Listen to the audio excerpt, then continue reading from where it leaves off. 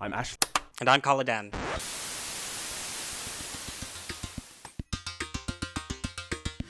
Hey everybody, welcome to the big crossover. We are doing the 97 sessions. We have great nerd guests talking to us about X-Men 97, the nostalgia cartoon that we are loving / hating / crying about / obsessed with / don't want to be obsessed with. Let's go. I'm not wrong. I'm never wrong. You're a bitch. That's what's true. Anyway, moving on. Hello, Ashley. Can you tell us what we're doing and where we are? Yes. Hello. Hi. We are together again for episode 2, which is secretly episode 4 of the 97 sessions, where we talk with some of our favorite nerds about X-Men 97, the throwback show that is giving us life, giving us fun, giving us I-beams. I thought you were going to say IBS, giving us IBS. I was like, what? Honestly, sometimes. Who is with us today? Someone randomly just generated themselves Yeah. on the third chair. Who are you? Hi, my name is Kayla. I'm a content creator. I do Yap sessions with a partner of mine for nerd stuff, so TV shows, movies, anime, animation, as well as a music channel where we discuss music videos and how we feel about them, the processes, and sometimes these Yap sessions go on for 2 hours.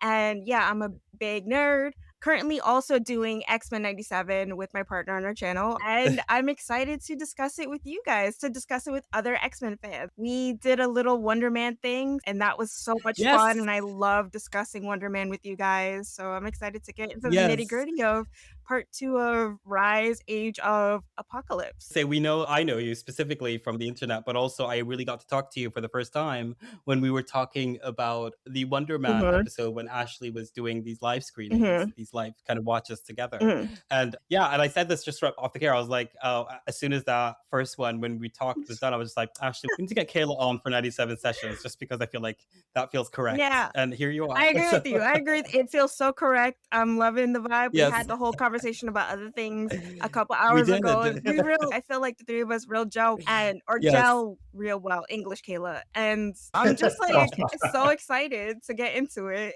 Well, let's start. I'm angry. Oh, okay. Oh, I'm so sorry. I have this episode activated me in ways that I still haven't managed to resolve yet. I'll take it to the therapy couch, but for now, I'm very ready to talk about SO2EO4. Yes, Ashley's been fighting on the internet all day.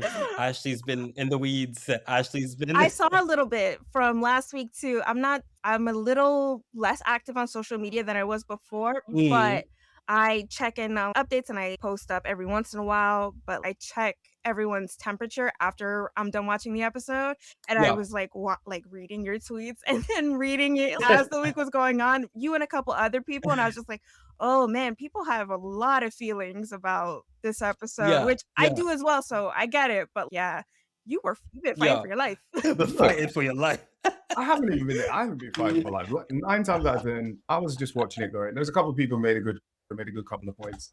But for the most part, I let people be wrong. Same. That's my one basic rule for myself. I don't fight online. And whenever I find myself doing it, I'm just like, oh no, they've got me. Yeah. And I have to stop immediately because it's so not worth it. That's how I've been. It's so aggravating. Yeah, I've been living in 2026, or maybe like just the last year.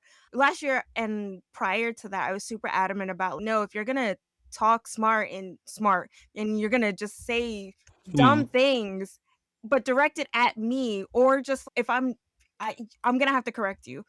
I'm not gonna let you just talk wild in my comments. That's not happening. And that was just like, you know what? I'd rather eat a sandwich. I'd rather take a nap.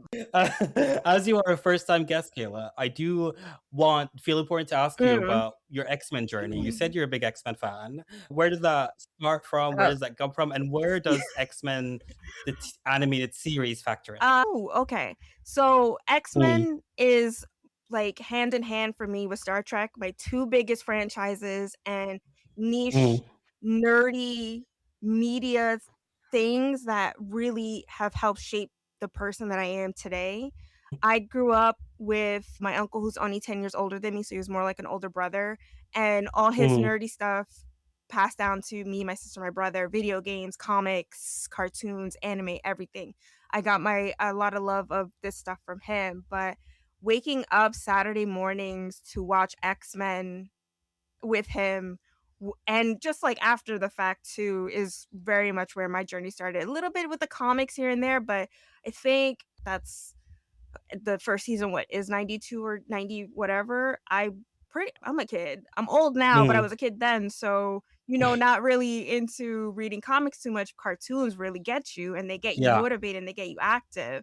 See the moving picture going and having the splash of color and the sound and just the craziness of fantasy right before you. But so it's like the series that got you into the franchise. I'm like first of all. 95% sure it's the animated series. Sorry, my memory is kind of garbage because of depression, but like join the club, sister. Join the club. Very X-Men thing. But yeah, the animated series, I've loved it since. I don't think I've ever watched the final season in full when they changed art studios, because that's it gets ugly. Yeah, it gets really ugly. It's a famine of beauty, honey.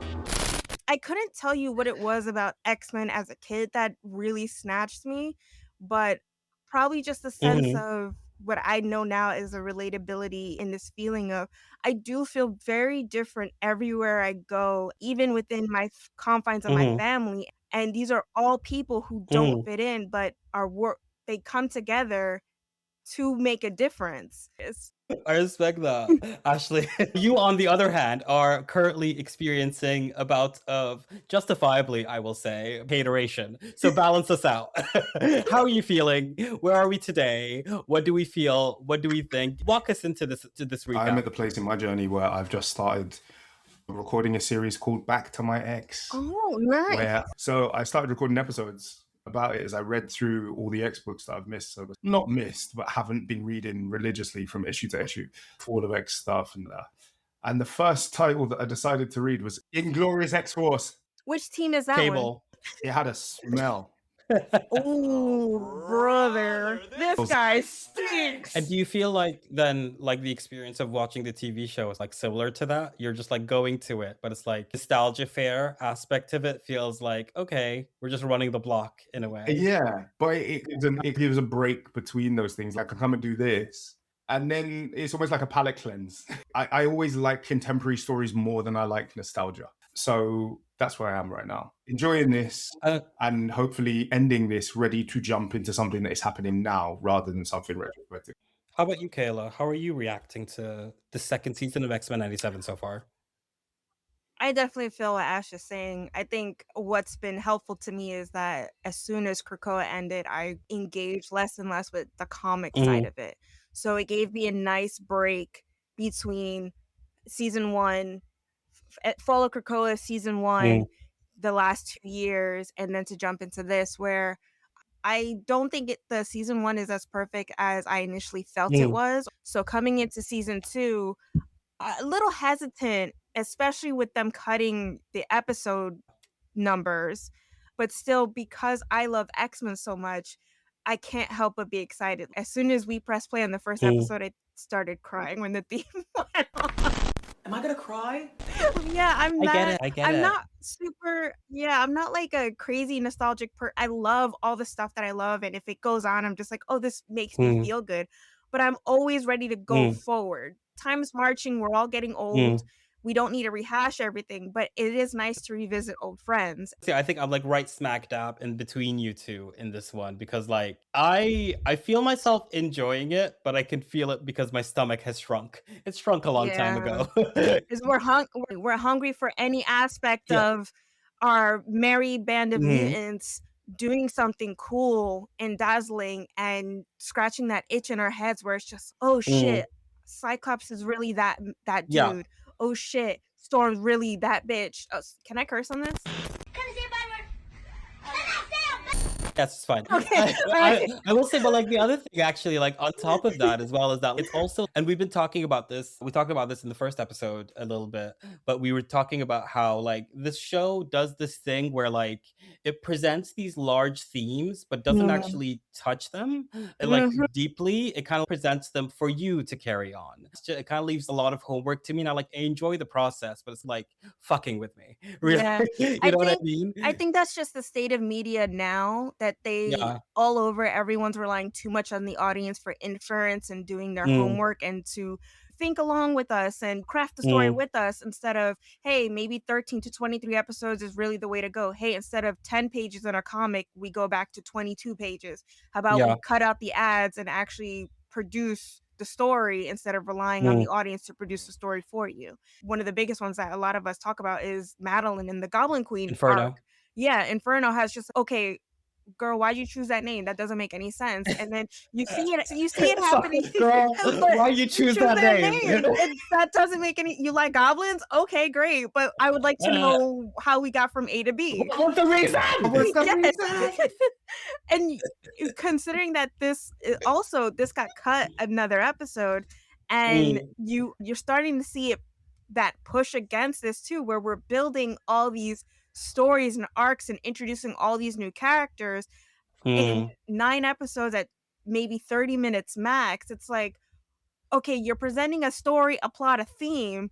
How far are we really going to get into it if we have to jump to plot D and E over there on the left, and then come back the last 10 minutes of episode 9 to come back to plot A? What are we doing?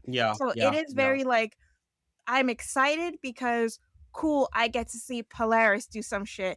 I get to see Leather Ascani. I'm a big Rachel Summers fan. And again, I get my Latina Lorna. So I'm just like, yes, great, excited. But next week is gonna be next episode is gonna be a Wolverine weapon episode. Weapon X episode. I'm just, Ashley, you know how you said there was a little stank in it when you opened that book? Yeah. I just want you to know, like, I got a whiff of something that I was just like, all right, I'm gonna be holding my nose all of next episode, and that's fine. That's okay. fine. That's fine. Yeah, and it feels like the same thing with the comics too, where it's just we're doing this. Here's a lot of things happening. But we also want, as the first 3 episodes really push it to you, we're going back to the 90s. We got to get you back to the 90s. It's like, all right, guys. Yes, things are fun in the 90s. We're great, but it is 2026 now. We got to move this shit along. Hey, comics, Mark. I am really worried about this. I am really actually worried about this. The fact that I don't know whether if we're going to stay in 97 for how long. And we like advance a little bit in time, just because, like, I get it. Seeing cassette tapes is fun. It's cute. It's like the nostalgia, but let's move. This is a story ultimately, and let's just move it along a little bit. But before we actually get into the weeds of this episode, I think we've been talking long enough, Kayla, to ask you would like to perhaps do a little recap before Ashley lets the chopper loose. Yes. Okay. All right. Please give us the recap then for episode 4, Rise of Apocalypse, part 2. So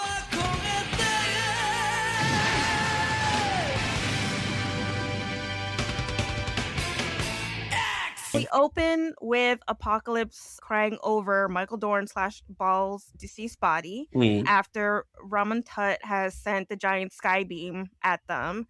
And Magneto could only save the important characters of the story, as goes with these kinds of things. And there's a big push and pull between Insabanur, he's not Apocalypse yet, Insabanur pushing back against the half-truths that Xavier and Magnus and them have been telling him through their crashing into Egypt.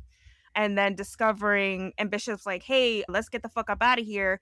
And everyone's just, and Magnus and Xavier is just like, hey, actually, just let's see if we can fix this. It might be a good idea to see if we can fix this. There's something out there that we can tap into. There's energy for this to fix the time gauntlets that Magneto's. I decided we're not going back. Big Daddy makes the choices, and Daddy said, everyone stay.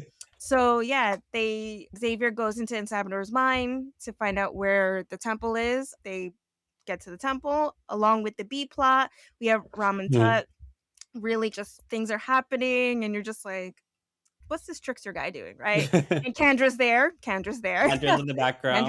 Got her hair freshly braided. She's looking good. My name is Kendra, the vampire slayer. It's so hard not to think that when you're a nerd, right? But yeah, so they get to the temple. Or actually, no, there's like a campfire scene where they're still discussing it. Rogue and Nur have a very heartfelt conversation around the fire about love and how it affects us and what it really means in our lives. Oh, and also prior to that, Xavier's just, hey, let's revisit your trauma, as he does. And we get all of Nur's backstory, which made me super emotional watching it.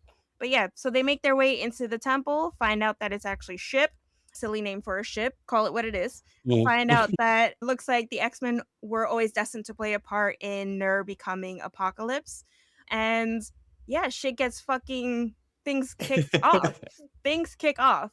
And they just don't forget the Sailor Moon transformation when he finally gets into it. He's all, hey, you told me destiny was mine to choose and I'm choosing it. Yeah. Pop a bad guy's home. Yeah, we find out he's talking to a Celestial. And yeah, they have a little mind chit chat, and he's all just, are you he? And he's like, I'm her. And then he does the Sailor Moon transformation, becomes Apocalypse, and it's just, yeah, guys, enough is enough. I am the one who's going to be at the end, and this is the mess we're creating. There's a fight. X-Men go down, as they do, which I'm still a little confused about. There's a fight with Ner and the X-Men, and then the fight with the X-Men and Apocalypse. I'm just like, damn, y'all just stay losing. You having an unnatural allegiance to losers is not like you. But anyway. So yeah, then they get shunted to the past, they get to the future. They get shunted to the future, and yeah, then Xavier and Magneto end up staying there. Apocalypse is like, yeah, I'm gonna go kill Raman Tut. He fucking on my nerves. He takes ship, and Magneto and Xavier are trying to talk him out of it, and that's not working. So they get into a fight. Pew! Magneto takes one in the guts, and yeah, and then Apocalypse tries to crash the ship into Tut's palace. Village? Something. The place where everybody is living and innocent people are about to get hurt. Yes. Yeah, Xavier and Magneto have a heart-to-heart. Magneto really does a big one and saves, like, he really goes, like, one of the most impressive Omega moments, situations happening. That was, like, real amazing. You guys should watch it if you haven't watched it yet. And then we get to the end where Xavier and Magneto are semi-defeated. Apocalypse stands up and tells them, yeah, this ain't gonna fly with me, guys. This ain't happening. Good job that you saved them, but I'm inevitable. I'm gonna do my damn thing. Fucking ends it for Magneto. Fucking blasts his back out. Hey, Jesus Christ, what have I just seen? You need to stop with this. Yes, though. He blows his back out. He really does. It's accurate. One in the guts. Come on. Apologies. Don't mean to be so crass. Yeah, and then he kills Magneto, tells Xavier, you can't stop me, and then Xavier tries to be nasty. Call him a bitch. Like, yeah, pretty much call him a bitch. You a monster. Fuck up out of here. And he's just like, girl, you crying the sand over your dead boxboyfriend. Goodbye. Excuses, I gotta go. Goodbye. Goodbye. All that's left is at the end, Xavier clutching Magneto's helmet, real sad, and Bishop swings by and is like, dude, I'm real sorry. He's like, damn, that he doesn't say anything. He doesn't say Bishop Grace, he says nothing. He's like, I told you we should go home before. Well, yeah, I thought he touches his shoulder and he goes, I'm sorry. Oh, wait, you might be right. Yeah. Right. The scene is literally playing right now. You're speaking. Yeah, he touches his shoulder. He's like, I'm real sorry. And then they teleport Beam back to the 90s where everyone needs to be at. That was like a real dumb explanation of the episode. You're missing the end credits. There's the end credits. Oh, we see where that Captain famous America. X-Men cover with Cap, Wolverine, and Black Widow. To tease the next episode. Yeah, who is voiced by, I forget her first name, but Belle's her last name. Lake Bell. And she's Poison Ivy in the Harley Quinn animated series. Yes, so I'm she just is. like, gay. Gays everywhere. Yeah, gays everywhere. Hey, that was great. Thank you so much, Caleb. Before I get us into it, I would like us all to just hold hands and now together. Take me to the king. I don't have much to bring. Bow your head in silence. Let's take a moment. Bow your head in silence. Magneto. We remember. Big ups to you, Big Papa. I miss you every day. Bye, Papa. It's been a week. Bye, Papa. You will never forget when you were in your underwear showing the girls that you still got it and they have nothing. Thank you very much. Even in the start of these episodes, I'm like, damn, Magneto. He said, Daddy's got a beard now, baby. Yeah. Daddy's got a beard now. And I'm going to use it to tell Noor not to do the thing he should do. But that's besides the point. Was you conditioned and silk pressed in an apocalyptic future, and we don't know how you did it? Magnets. The electricity for us. I may be thrown through time, but I will never be chopped. Yeah. That's important. That's important. You got to stay pretty. You hear me? I mean, what is it? You ain't got to get ready if you stay ready. Yeah. Magneto, you ain't got to get pretty if you stay pretty. His man is right there. He was just like, I'm not going to wake up every day and let Charles see me look busted. No. Yeah. Exactly. Got the little hair contour on. I got the hair sets, new hairdo, new sets. We're good to go. Never a mark on that cape. Yep. Shit stays fresh and laundered. I know that. Yep. Okay, so this episode, good luck. Good luck, everybody. Okay. Go in. Start us off. Go in. Everything happened. I think exactly the same. Like we said in the first episode, Kayla, we spoke to Jackson Lansing, who's the guest for episode 1, who actually, funnily, has written both X-Men and Star Trek. Kyle was telling me. I was just like, oh, that's I was telling her. I told her. like, when I get into my spiel about how excited I am about this season, there's a whole, God, there's Star Trek, X-Men going on, my little heart. That's also why I'm super excited about it. Okay, anyway, go ahead. We're meant to see the X-Men's failure in this. The X-Men fail in this. And to watch Apocalypse cradling the body of the person who actually liberated him and who 20 minutes later, bear in mind, contains an entire black hole, then going, you know what? My bubble only actually went 35 centimeters. I'm so sorry, guys. Sorry. I'm so sorry, guys. Sorry, I just didn't pay the charge for the premium. Yeah, I'm so sorry. exactly. That Bubble Pro Plus. I only got Bubble Pro. I'm so sorry, guys. Yeah. And it strikes me how classic Apocalypse's mutant story is. Discarded at birth, the only mutant in the world, shouldering the entirety of all anti-mutant prejudice. He is it. He is the focal point for all prejudice. He's an actual enslaved person. And was for thousands of years the only mutant. Exactly. And like to see him go through this, and it's tragic, really, because he thinks he's there with community. He thinks he's there with people who are in the struggle with him. And what he's surrounded by are people who distrust him profoundly and are expecting him to go evil. And in that are allowing themselves to treat him so poorly that they eventually push him into it. There's loads of infighting. There's loads of people who think that your politics are too this, that you've done things, that your community is this. Can I stand next to these type of people? Bada, bada, bada, bada, bada. And that's a live question. That's a real question. And when X-Men tackles it, I think it can do it really well. But then you also know that 50% of people are just going, bad guy, big red eyes. Yeah. Bad dude. Yep. You told me he's bad, he's big, he's scary, he sounds African, he looks a bit foreign, his eyes are red, and that means bad. Nope. Yeah. He's got an accent that isn't your typical American accent. He's a visible mutant. Yep. He's angry. Yep. He's angry. Yep. Go ahead. Go ahead. Yep. I get that he was oppressed, but why doesn't he just get over it? Yeah. And so I sat there watching it, but when he goes into the sarcophagus and you see the entirety of the X-Men underneath his body as he accepts his Apocalypse transformation, I was like, oh no, they're meant to tell you that the fucking X-Men did this. This isn't an accident. Like, they are part of the causal loop. They are instrumental in the creation of Apocalypse to the point where they're in the fucking manual. And that made me, knowing that a story is doing the thing on purpose means that I can exhale into it. Do you know what I mean?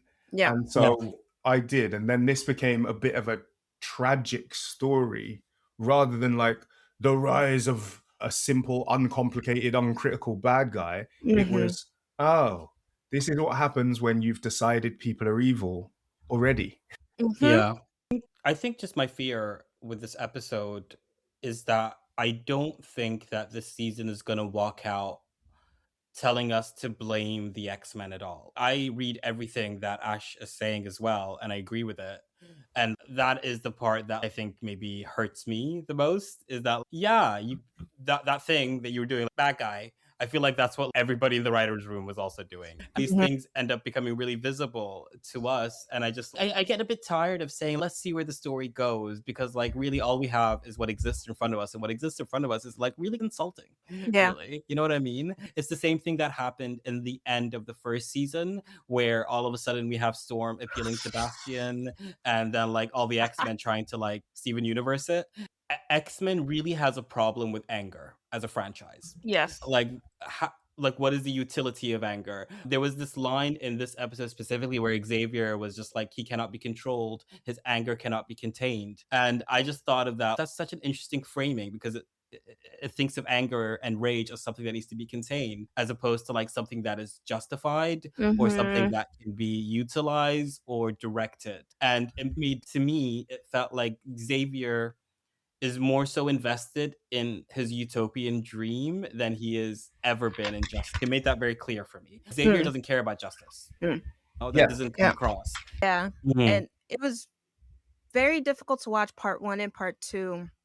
And now having 2 weeks and a week in between, like all together for those episodes.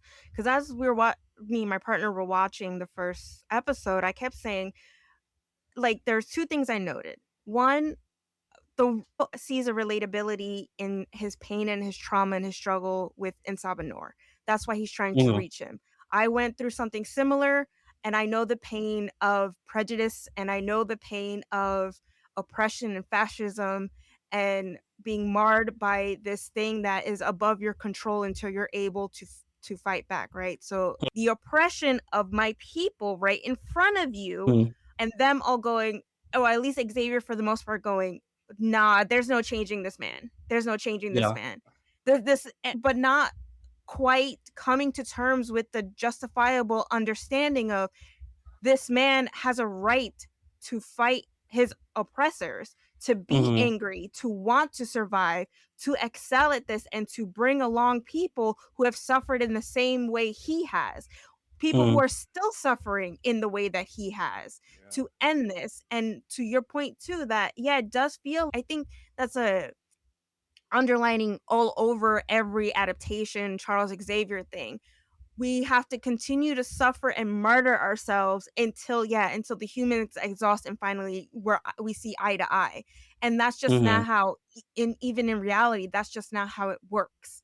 And to continue to demonize and villainize a person without even giving them the proper opportunity to change by lying or at least half truths, right? Because you can't tell them that we're time travelers, that it sounds crazy, but it's also like, you all have power. So how crazy is time travel when you really think about it? But like, to give this man half truths while he's fighting his own fight in your faces, to then just hit him with the trauma beam like Xavier did in 92 to Magneto, just like, and then to come out of it going, you'll always be a monster. And it's just, bro, just right in front of you, atrocities are happening. What are you talking about? And you also pushed them into this. Yeah, like I agree. I think that like I walked out of this episode agreeing a lot for the most part with Apocalypse. Not like I don't think you should have destroyed the city or tried to, but I think Ashley and I talked about this very briefly before, and I said the link that I made to it, I was like, this feels a lot like Killmongering, where something about the experience of the quote unquote villain is very relatable. It is also very true. It doesn't go wrong, but then in Killmonger ends up killing his girlfriend and then trying to kill everybody else to try and push the perception to the edge where it's like he's irredeemable despite whatever he says. And to me, this is like something similar. Now he's trying to kill a whole city. So like we cannot see the justifications or the truth in what he was saying. Yeah. What were you going to say, Ashley? I think he lost my support once he got so angry about all the slavery. It was so right. Well, I do hear you. And again, in this episode, like in last episode, I will put a hard line between Ensabanor and Apocalypse. Yes. Because what Apocalypse does has not yet happened. When I watched this episode, so many hypocrisies came out that I fail to believe that wasn't on purpose. So, you know, when Khalid, when you were like, I don't know if the story is going to ask us to blame the X-Men, I got to the end of this feeling like actually the story was asking us or inviting us to blame the X-Men, because some of the hypocrisy and behavior was so obvious and clear. Professor X has been a messy bitch every chance he got to slander. If he was talking about his teeth, your outfit is shit. Walk around barefoot. You ain't got no money. I can see his feet, the bottom of his feet. Talking about the most beautiful men in the world. Then, when Apocalypse finally goes, nah, But then Professor X is like, Zabanor, this isn't you. Right. What do you mean? You've been saying this is me the whole fucking time. Yeah. You have been saying. You've been sleeping in his house, eating up his food, calling him a dusty old bitch telepathically with your boyfriend. Scrunching up your nose every time he walks by. Yeah. Every single time, Bobby, you're like, something. Fuck you, Charles. Exactly. Fuck you, and look at your karma brow. Yeah. Fuck you. Right. You never believed in that man, actually. And you were actively trying to poison other people who were trying to invest in him and show him some level of solidarity.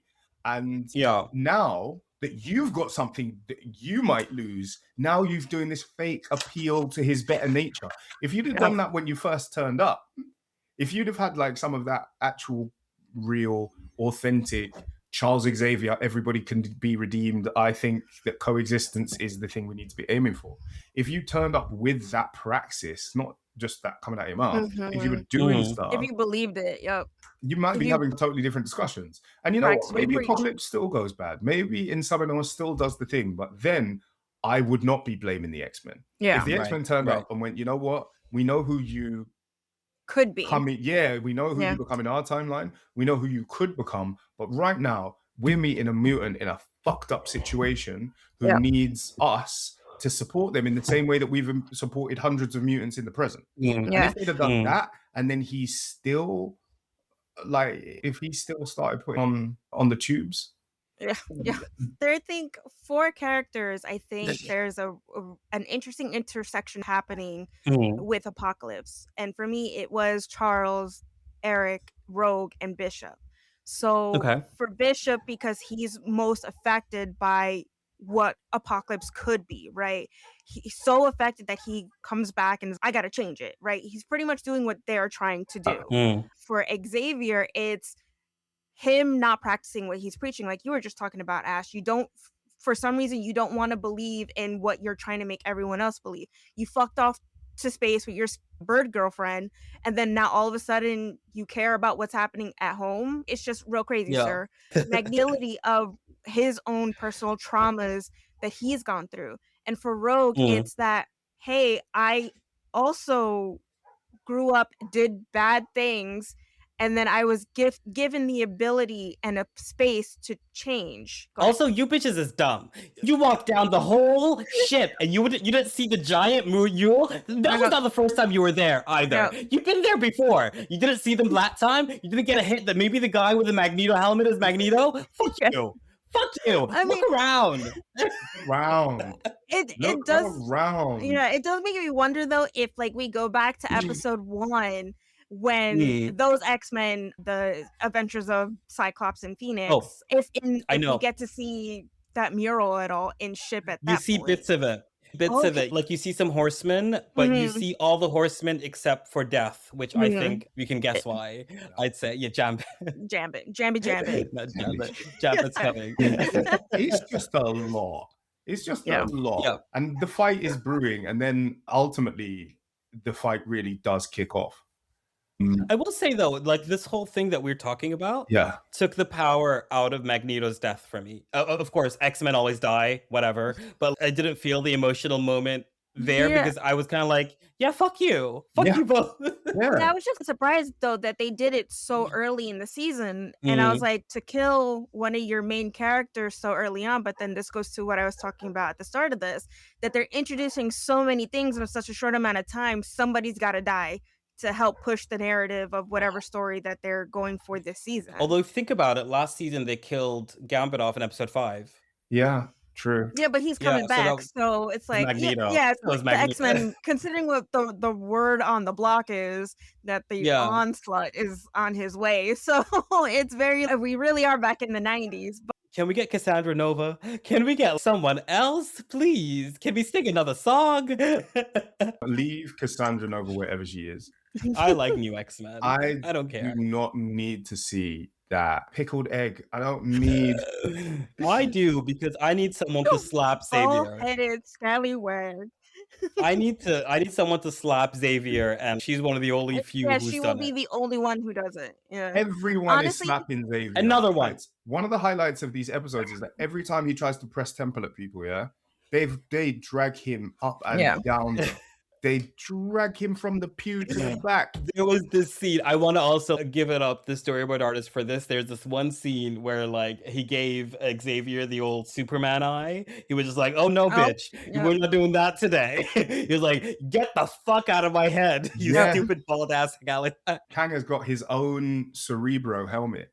Mm-hmm. Like, you bitches' tech is childish. They got bird shit and sticks, and I can still make that contraption that you had in your house. I love that, because why did you make yourself 18 times bigger than Charles? That was my favorite scene in the episode, though. Like that Kang and Charles, and Kang being like, to show just how small, to show how small this man is for all his grandiose ideas and ego. It's like, you are nothing compared to what is happening here. It does give Michael Jackson though a bit. Do you remember? Why are you shirtless? Why am I here talking to you? And put a shirt on. That's so stupid. It's hot in Egypt. They're saying, why wear a shirt if it's just gonna get dirty? He is wearing some big. Let the girls out. He's wearing big cargo pants, wearing some big pants with a loincloth on top of it, and you got a headrest on. So are you warm or not, sir? See, my question is that all this transracial bullshit that he's doing, because he was black once, and now all of a sudden he's some kind of weird tan, and then he put on blue face. I don't like it. There is nothing more 90s than a white man impersonating an Egyptian. Oh yes, Mummy's alive. Evil. Yes, Evil. It's very 90s. Yes, but I do want to shout out that I do want to give it up to X-Men 97 and their crew going, hey, MCU, you're going to not do Kang. We're going to do Kang.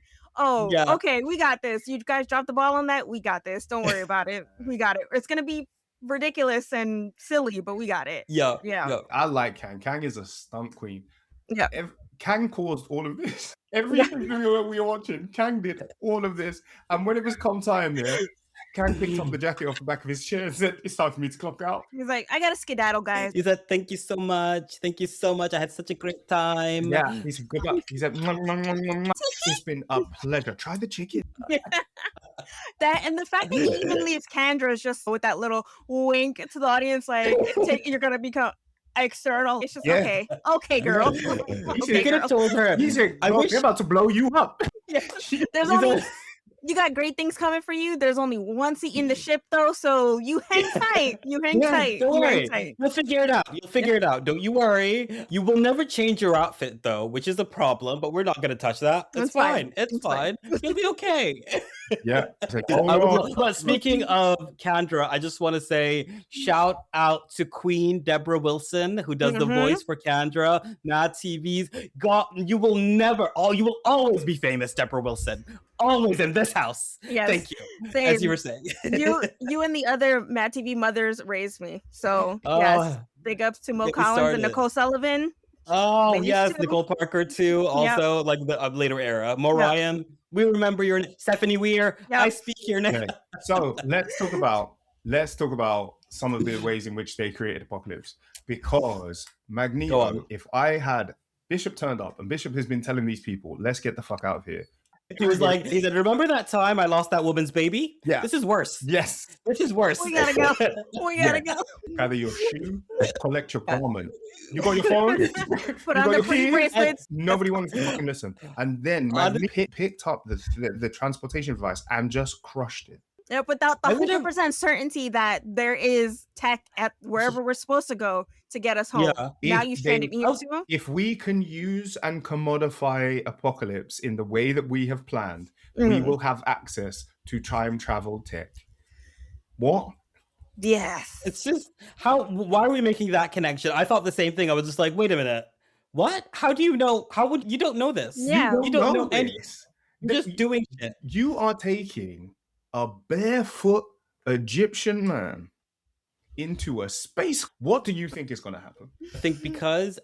I think it's intentional that Bishop popped in after Magneto died, because he's just like, your bitch ass is going to learn today. Yeah, you shouldn't have done that. You should have come back with us. He does take a hot minute. It's daytime and then it's nighttime, so he does take a hot minute. And also, it's time travel. Why are you late? It's time travel. No, he's there for the guy. I just don't know why they took him in that ship. You take him in that ship. We don't want you to become Apocalypse. Let's take you to the Apocalypse factory. Why? When you look at the bigger picture. It really is what Nur says. You're all making decisions for me without actually talking to me. You're all trying to craft my path and are just touting the empty words of it's my choice, but you guys aren't fully making it my choice. Like I said, half truths throughout the whole thing, and then already perceptions of going, you can't change this man, while ignoring in your face what's currently happening to him. So when you have all these things, it's just, I don't know what outcome we all expected. And it did happen quite quickly, right? It is, as soon as they get to the ship and they see the Celestial and they see the etchings on the wall, and Beast just like discovers that it is ship. Oh, we've been here. Apocalypse has used it. It's like, okay, we're all this isn't inevitable at this point. Instead of talking to this man and meeting him at an adult level, this is how we got here. And for you to just, Xavier, admit defeat because some trickster guy told you guys ain't shit. It also feels like you don't even believe in your own ethos too. That also doubles down on the hypocrisy of him. But yeah, it's shouting at him that there is a change, showing him that there is a way to change, but not talking to him through what the possibilities are. And then when he chooses for himself what he wants to do, it's like, okay, but you can't. What do you mean you can't? You brought him here to a place that that's the only choice he can make. He was a slave, then he was a warrior for somebody in the resistance, and then these guys turn up and they lie to him a bunch, and then they reveal at the end, we wanted you to come and do what we tell you to do. Yeah. And so the only route where nobody is telling you what to do, and the only route that ensures your survival and that you're not dying for somebody else, was that. And that's when, again, at this point, we've now tipped into the apocalypse is here. It is inevitable at this point. They're on the death spiral has started. Then they're like, don't let him touch the crystal. And I was like, oh, Shut up, girl. How are you going to make that happen? But also for how quickly they were getting their asses whipped, it's very much just, I don't know, I think Rogue could have snatched his legs out from under him and Nightcrawler could have teleported him out of the spaceship, but yeah, go ahead. Yeah. On that note, though, I do think it is time for me to ask you if you could please give me your rating for the episode out of a scale of 97. Let's start with Kayla. At a scale of 97. On a second watch and further discussion and getting the temperature check on how other people are feeling about it, I think initially when the first watch, I think I was at a 7. I think I'm still at a 7 too with this episode. 7? Yeah. I think just 7 out of 97. Oh, don't make that face. No, okay, that's real low. 70, I guess it would be like 65, okay. 70. Yeah, I think I'm about there where their story, I have to see where the season takes this arc, but also there's a lot of, what are you guys really trying to say here in this episode? Yeah, I don't trust you right now. I don't trust you with that one. Ashley, can you give me your rating out of a scale of 97, please? It's like an 80. I liked this one more because it felt less like them finger pointing and going, this man bad, these men good. And it was just like, this is a really fucked up tale of preconceived notions and good intentions, pave the road to hell and what have you. Exactly. Yeah. I'm on my end. I think I'm going to give it the same exact number. I'm going to give it 80 as well, mainly because a lot of it rubbed me the wrong way. But like Kayla, you were also saying, I want to see where it goes. I'm going to withhold that. But yeah, a lot of this episode pissed me off. And also, no Storm. Yeah, I'm not a big Charles and Magneto fan either. So that them being 2 episodes. The focus of the story always I check out just a little bit when men are at the forefront. Yeah. Like kiss or don't kiss. Those 2 geezers, I've had enough of those senile ass motherfuckers. Kiss or get off the fucking pot. I've had enough of you 2, you beast. Oh, Kim, stop. How can I defend your behavior when you act like this? A beast. You beast. Also, this is something I actually forgot to mention in the last episode, so I'm just going to mention it here instead. I just think it's really funny, and I've been thinking about it a lot over the past couple of weeks. Just Lorna letting all that bullshit happen in the Hellcarrier, and then just popping up and being like, "What happened? What happened?" Oh, I had a lengthy conversation. I think it also ties into this though, that even amongst our own people, we police each other and we think we know what's right to fight against a shared oppression while also oppressing each other, taking out our traumas and not really knowing how to adjust accordingly. That sadly falls hand in hand with fascist regimes and those who are hurting us. You ate that. Yeah, I agree. But now I noticed that we are coming up a bit close to the ceiling of the episode. So I'm going to defer us down to the 4 customary questions. Kayla and Ashley, I will ask you a series of 4 questions, and I invite you to answer them with either a short sentence or a small paragraph. Okay. So, are we ready? Yes. All right. X-Men! Let us begin with Ashley. Can you please give me your winner of this episode 4, season 2? Kang. Say why. Went to the past. Yeah. Dressed the best out of everybody. Charles tried to look into his plate. He snatched that rubbish threw him to the water. Teeny tiny, made him look at the bottom of his foot. It was very pleasing to me. And then, and he caused all of this drama. And then he just went home. He got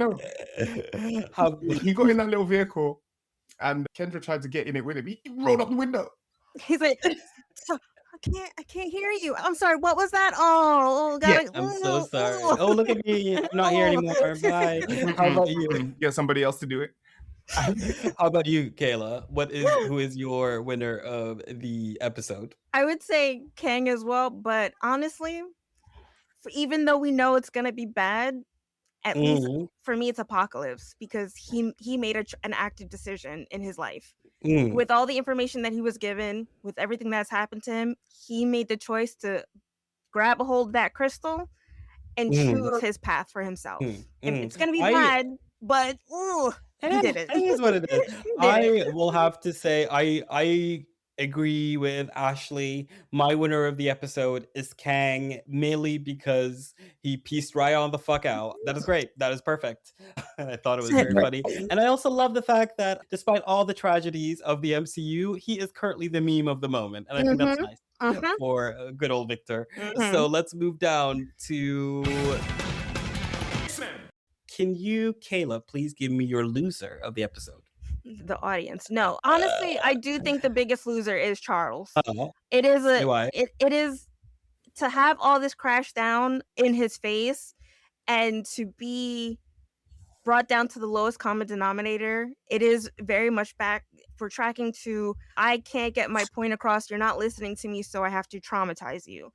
And I have to talk nasty to you. And I have to spit in your face. And even though I said you were a bad guy, now you're being a bad guy, and my friend is dead. So I honestly, he is the biggest loser. He's the biggest. How about you, Ashley? Who is your biggest loser of the episode? Everyone else.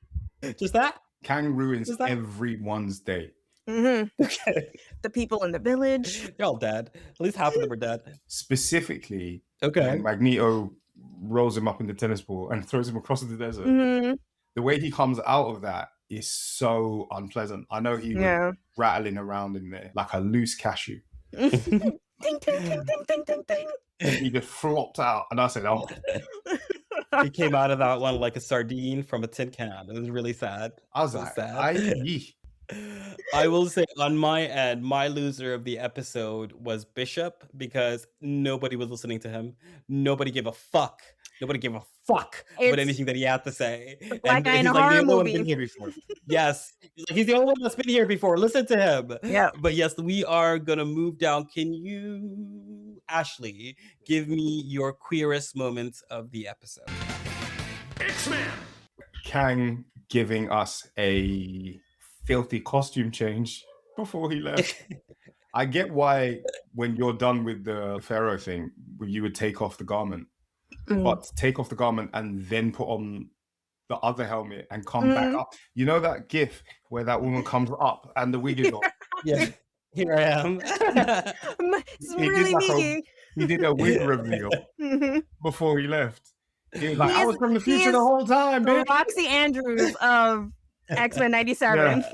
Love that. How about you, Kayla? Can you give me your queerest moment of the episode? It's Kang dressing down Charles Xavier And it's honestly hinging on the fact that it's John DeLance terrorizing another bald man. Fair. And this is in connection to him playing Q in Star Trek, terrorizing Picard who plays Charles Xavier in the Fox film. So I'm all just like, all this is very gay. But they were also reference one of the famous lines. He's not gonna get it. He's not gonna understand.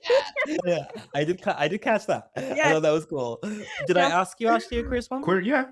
I asked you. Yes. Yeah. Okay. So for my end, I have two. I find the Ball and Noor relationship very queer. So I'll throw that out there. But I think my queerest moment of the episode was Noor putting down the wig and Apocalypse picking up the weights. I think that was very queer.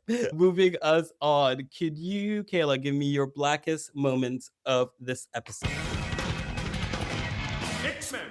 It really is a toss-up of Bishop telling all the white people we got to get the fuck up out of here, and like you said, no one listening to him, but also at the start of the episode, Apocalypse holding his mentor in his arms, and the fact that his mentor is voiced by Michael Dorn. I'm just like, yeah, this all just feels very black and right to me. Not Ball dying, but like just again the whole Star Trek of it all, and sadly, your false mentor protecting his little crew while you lose the guy who saved you from the desert. It is very tragic. Yeah. How about you, Ashley? Can you give me your blackest moment of the episode? Probably Kendra being like, so it's time to go, right? I think all the black people were like, it's time to go. Time to go. Yeah. I might throw in a curveball then for my answer. I will say for me personally, my blackest moment was when Xavier said, "You a bitch, and that's why your bitch mama left you in that piss-stained alley." To me, that was black. That was black. He said, "You a bitch, your mom is a bitch. Right. The alley she left you in is where the bitches get left at." And I was like, I can't let that get said without objection. That's fine. You can object all you want. Noted, and we'll be moving on. Thank you so much. Thank you so much for joining us, Kayla. Anytime. I had so much fun. This was great. I love talking nerd and X-Men with you guys. Truly, this was Thank you so really much fun. for joining us. Of Can course. you give us your pluggables really quick at the end? Yes. You guys can find me on Instagram and X or Twitter. We're calling it Twitter still. I'm at OneTrueKayla on both. And then through there are my other pages, my content pages on YouTube and Patreon. My first YouTube channel, which is me and my partner yap about and react to TV episodes, MCU stuff, movies, anime, animation. And that is Rayless and Relucent on YouTube. And then our music video channel where we go through a journey of time. My friend has not watched music videos, so it is really interesting watching things that I love with him and getting his opinion on it. And that would be Rayless and Relucent Music. But all those are linked if you just go to my Twitter or Instagram. You guys can just click there, and Patreon as well. So please support us. You're fabulous. Thank you so much. Just to add, I will say that all of those links will be in the show notes. So scroll down whenever you're listening to find them. Thank you again so much, Kayla. Thank you again so much. Thank you guys for having me. I really appreciate it. Thank you. Sending you love. All right. Say goodbye, everybody. Bye. Goodbye. And that was the episode. Thank you so much for listening, and apologies for the delay. We're going to be playing catch up on both Ash and I's feed over the next couple of weeks. So hopefully you're going to be getting a whole influx of episodes soon. But in the meantime, you can find Kayla at OneTrueKayla. That is OneTrueKayla. And you can find Ash at Ash and Pod. And you can find me at Also Perp everywhere that you might find me. In the meantime, subscribe to Ash and Podcast and subscribe to Referential Podcast. And we'll catch you back here for the next episode very, very soon. Also, leave a rating and review. Be nice. Thank you very much. And goodbye. Take me to the king.